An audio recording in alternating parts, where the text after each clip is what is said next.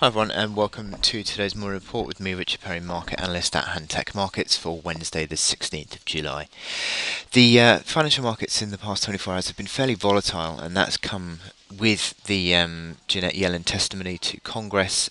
First of her two-day testimony to the Senate Banking Committee yesterday, and today she's got the House Financial Services Committee. But yesterday, she didn't really give any real movement in her opinions on the monetary policy, saying that she remained cautious, and there was still significant slack in the labour market, also that inflation was below target still, so no major changes there. But in her question answering session, she just gave a couple of hints that possibility of movement, saying that if conditions change quickly, then basically that the Fed would have to act.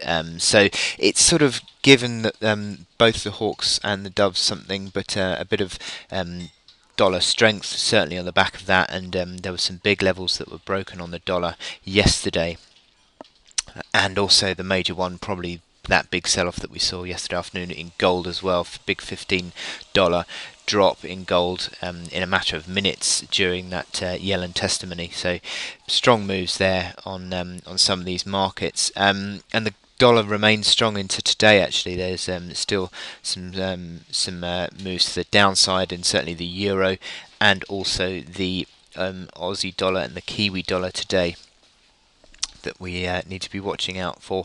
In terms of equity markets, well, Wall Street closed slightly lower on the back of those Yellen comments that sort of dampened down the positivity that had been created by positive numbers from Goldman Sachs and also JP Morgan. But then Asian markets overnight were also then buoyed by some Chinese GDP data that came out, that Chinese GDP improved in the second quarter to 7.5%, just slightly higher from 7.4% that had been forecast, and that sort of negated any of the downside effect of that Yellen testimony. European markets today are moving on this Chinese data, so they had their fall yesterday on the Yellen testimony already, so they're moving positively on this Chinese GDP data. Certainly the mining stocks or the natural resources sectors are positive today. In terms of economic data that we need to be looking out for today, we've got the UK unemployment figure set to come in at 6.5%, and that's forecast at 9:30. That is this morning, just slightly down from 6.6% last time out. And also the jobless claims falling by 27,000 is the forecast there. But the other interesting thing that will come out of the data is the weekly earnings growth.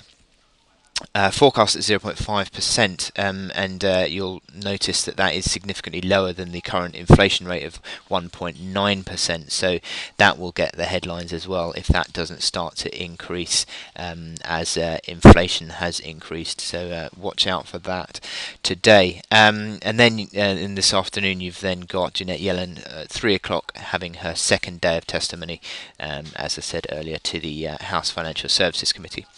In terms of my charts of the day, I'm going to be talking about Aussie Dollar.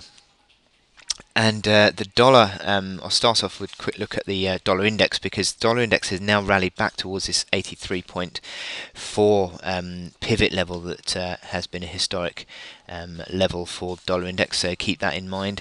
And today we've seen further weakness in the Aussie dollar, although in the last few minutes it's just rallied slightly.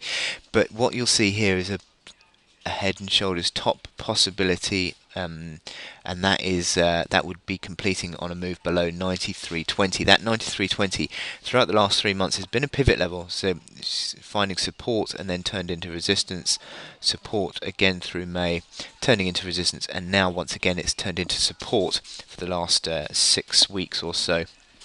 So interesting that it's started. That dollar has started to strengthen. Aussie dollar weakening, that is, and 93.20 could come under pressure. Just the daily low today, 93.46, but it's just picked up off there about 20 pips But if you look on the intraday chart, you'll see this in more detail. This is that 93.20 neckline, and you'll see a very definite head and shoulders top pattern formation, possibly there.